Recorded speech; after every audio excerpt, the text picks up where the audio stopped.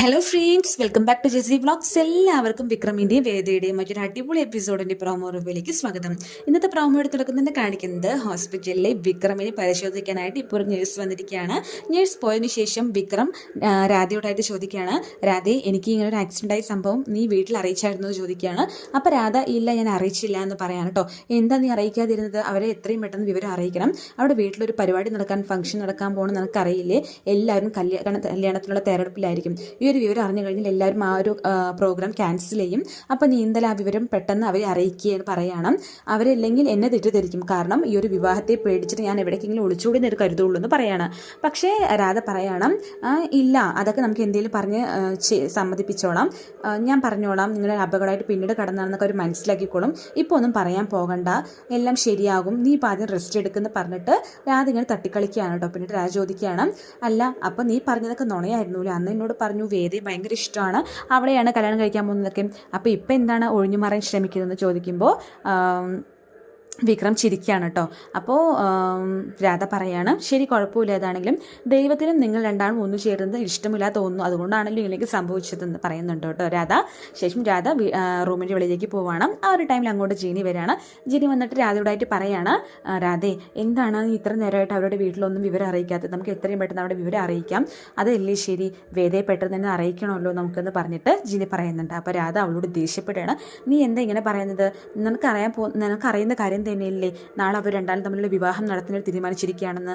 അതെങ്ങാണ് നടന്നു കഴിഞ്ഞാൽ പിന്നെ ഞാൻ ജീവിച്ചിട്ട് കാര്യമില്ല, ഞാൻ എല്ലാവരുടെ മുമ്പിലും വീണ്ടും തോറ്റുപോകും. ഞാൻ ഒരു തവണയെങ്കിലും ജയിച്ചോട്ടടി അവരുടെ എല്ലാവരുടെയും മുമ്പിലും. ഈ ഒരു കല്യാണം എങ്ങനെയെങ്കിലും എനിക്ക് മുടക്കിയേ പറ്റുള്ളൂ. മാത്രമല്ല അവർ രണ്ടാളും ഒന്നായി കഴിഞ്ഞാൽ പിന്നെ എനിക്ക് വിക്രമിനെ എന്നേക്കുമായി നഷ്ടമാവുകയും ചെയ്യും. അതുകൊണ്ട് ഞാൻ ഈ വിവരം, അതായത് വിക്രമിനെ ഹോസ്പിറ്റലാക്കിയ വിവരം ഞാൻ ആരോടും പറയില്ല. മാത്രമല്ല നീയും അത് ആരോടും പറയരുത് എന്ന് പറഞ്ഞിട്ട് രാധ ജീനിയോട് സത്യം വാങ്ങിക്കുന്നുണ്ട്.